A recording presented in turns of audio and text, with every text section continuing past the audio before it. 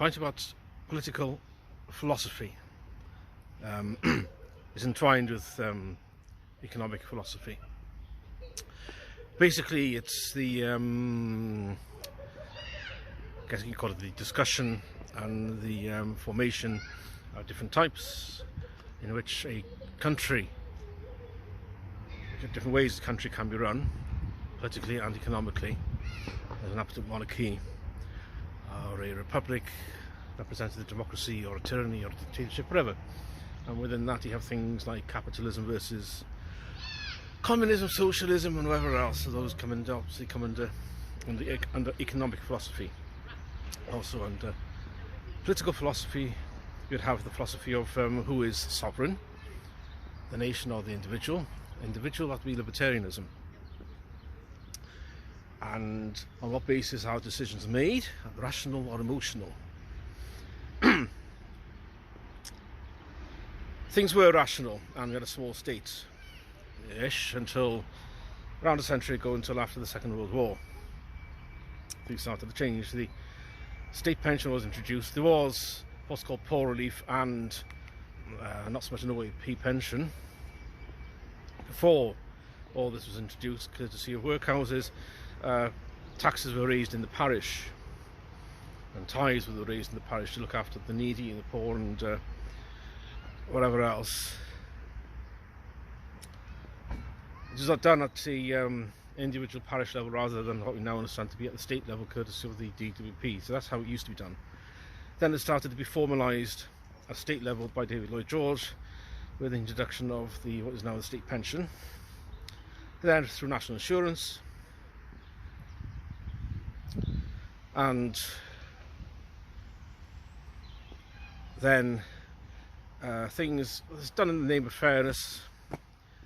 Then Second World War, women entered the workplace en masse because the men were out fighting, apart from the reserved occupation. So that didn't change after the war. And then the economy then became dependent on two wage earners in a household rather than being able to survive on just the one. So wages were diluted to roughly half of what they otherwise would have been. Twice the number of workers in the workforce, same pot of money, same proportion of money available. So you halve it. Anyway, that's economics. So the creeping, I won't say sentimentality at this stage, but certainly the I call communalism. This is, remember, after the October Revolution in Russia was 1917, and there were these revolutionary forces in the UK as well at the time. And you had miners' strikes in the 1920s for better pay. As you see the forces at play in the country at the time in the 20s. Then you had the Great Depression, of course. We could have gone into it, if it wasn't for the war, we would have been in a very nice position now, because you had to give up so much gold to get the US in to fight with us. So fast forward to the 50s and the 60s, then came the liberalisation of society, the introduction of the pill, and how then people were no longer felt constrained to the, shall we say, old ways of thinking, and liberalism, not libertarianism, but certainly with liberalism, shall we say, introduced hedonism. That's the easiest way to say it. And looser and looser morals. I don't mean that in the sexual sense either, it's just pretty much everything. They felt there were no need to have any rules. See Peter Hitchens' The Abolition of Britain on this. From the 70s onwards, 1970, early 70s, the Frankfurt School, Jacques Derrida and Michel Foucault, among others, introduced the concept of postmodernism, where there are no objective truths except for the one objective truth is that there are no objective truths. So we end up in a situation where we can say that trans women are women, that a man can be a woman if he thinks about it hard enough, that a woman can have a 10-inch penis and get another woman pregnant, and that men can get pregnant. Postmodernism, that's probably the most famous example there are. There are many others of postmodernism, but basically where you invent, there is no objective reality, you invent your own reality according to your own truths, according to whatever emotion you want to feel at the time. Fast forward then through the 90s, actually the 80s was in the UK, in the US, just capitalistic, of ambition and of entrepreneurship. Then came in the 90s with the caring, so-called caring sharing 90s, that really weren't much, where being empathetic was seen as the key. Follow this into the noughties, because we are by now a very safe country after the Second World War, a very safe country as it happens, where there is hardly any threat except for the IRA. You can let go of any need for morality and strictures, because you don't have to be on the watch out for any of this. Soft times create weak men and all that. Then we end up in the 10s with the Great Awakening.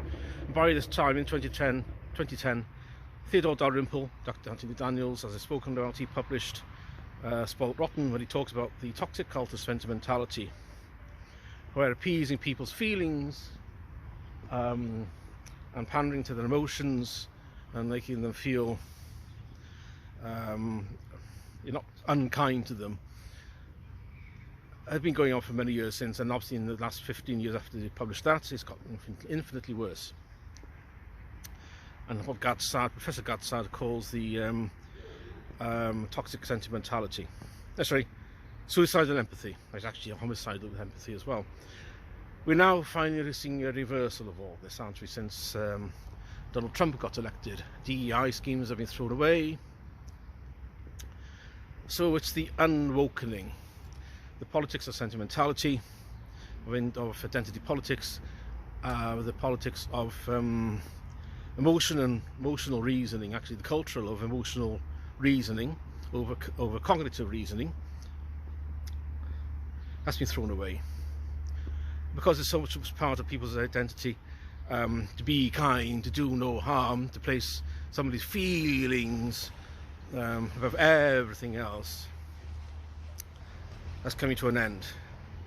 There is a lot more to say about different things on this, but I don't want to get cancelled by half of you if I haven't already been. So it's the screeching you're hearing is the readjustment, and it is a necessary readjustment.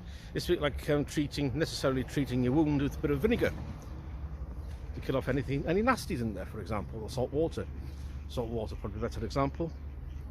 Stings. It's meant to sting. That's the whole point of it, because you have to teach you shit-libs a lesson to prevent you from doing it again. So in the US, all the structures are being dismantled, not only just from the top up, from the top down, but also from the bottom up, and to give people the wherewithal to be able to do this themselves, and people to speak on the internet, to speak out against this, to change opinion. A bit like me. So the screeching you're seeing is delicious.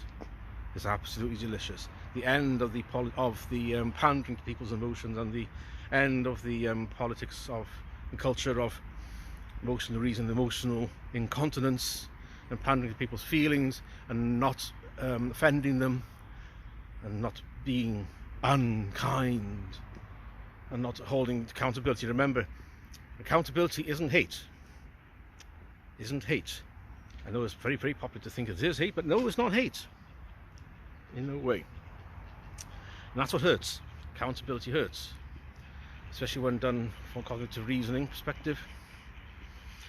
And that's the screeching you're seeing, and it's necessary. And it's going to continue on and on and on and on. And it's wonderful.